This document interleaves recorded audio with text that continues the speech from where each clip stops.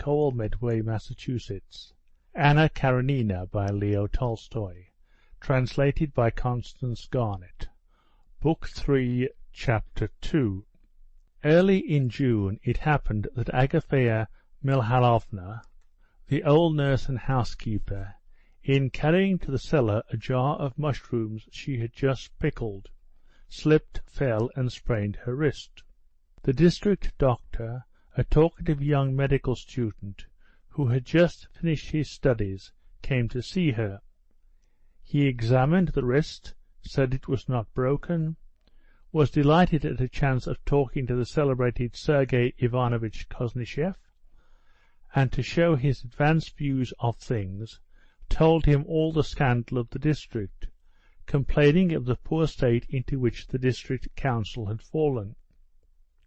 Sergei Ivanovich listened attentively, asked him questions, and, roused by a new listener, he talked fluently, uttered a few keen and weighty observations, respectfully appreciated by the young doctor, and was soon in that eager frame of mind his brother knew so well, which always with him followed a brilliant and eager conversation. After the departure of the doctor, he wanted to go with a fishing rod to the river. Sergei Ivanovich was fond of angling, and was, it seemed, proud of being able to care for such a stupid occupation. Konstantin Levin, whose presence was needed in the ploughland and meadows, had come to take his brother in the trap.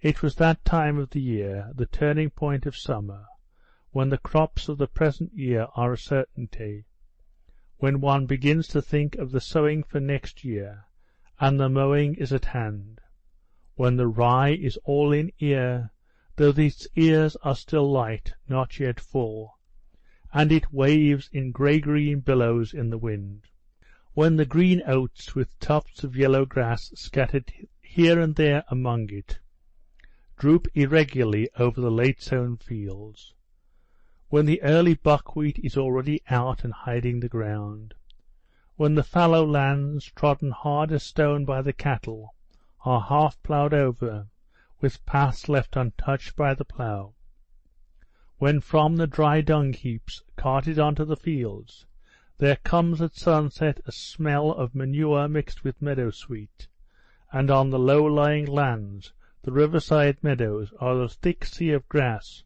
waiting for the mowing, with blackened heaps of the stalks of sorrel among it. It was the time when there comes a brief pause in the toil of the fields before the beginning of the labours of harvest, every year recurring, every year straining every nerve of the peasants. The crop was a splendid one, and bright, hot summer days had set in with short, dewy nights. The brothers had to drive through the woods to reach the meadows. Sergei Ivanovich was all the while admiring the beauty of the woods, which were a tangled mass of leaves, pointing out to his brother now an old lime-tree on the point of flowering, dark on the shady side, and brightly spotted with yellow stipules, now the young shoots of this year's saplings, brilliant with emerald. Konstantin Levin did not like talking and hearing about the beauty of nature. Words for him took away the beauty of what he saw. He assented to what his brother said, but he could not help beginning to think of other things. When they came out of the woods, all his attention was engrossed by the view of the fallow land on the upland, in parts yellow with grass, in parts trampled and checkered with furrows, in parts dotted with ridges of dung, and in parts even ploughed. A string of carts was moving across it. Levin counted the carts, and was pleased that all that were wanted had been brought, and at the sight of the meadows his thoughts passed to the mowing. He always felt something special moving him to the quick at the haymaking. On reaching the meadow, Levin stopped the horse. The morning dew was still lying on the thick undergrowth of the grass, and that he might not get his feet wet, Sergei Ivanovich asked his brother to to drive him in the trap up to the willow tree from which the carp was caught. Sorry as Konstantin Levin was to crush down his mowing grass, he drove him into the meadow. The high grass softly turned about the wheels and the horse's legs, leaving its seeds clinging to the wet axles and spokes of the wheels.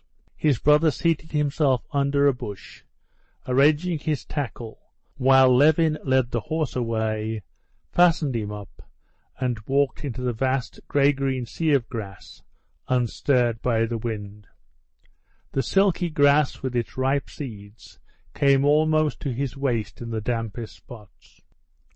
Crossing the meadow, Konstantin Levin came out onto the road and met an old man with a swollen eye, carrying a skep on his shoulder.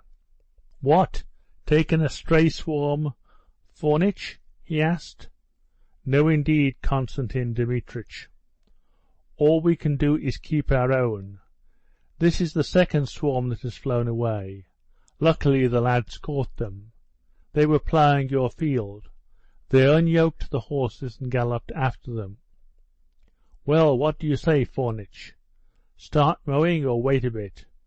Well, our way's to wait till St. Peter's Day, but you always mow sooner. Well, to be sure, please God, the hay's good. There'll be plenty for the beasts. What do you think about the weather?" "That's in God's hands. Maybe it will be fine." Levin went up to his brother. Sergei Ivanovitch had caught nothing, but he was not bored and seemed in the most cheerful frame of mind.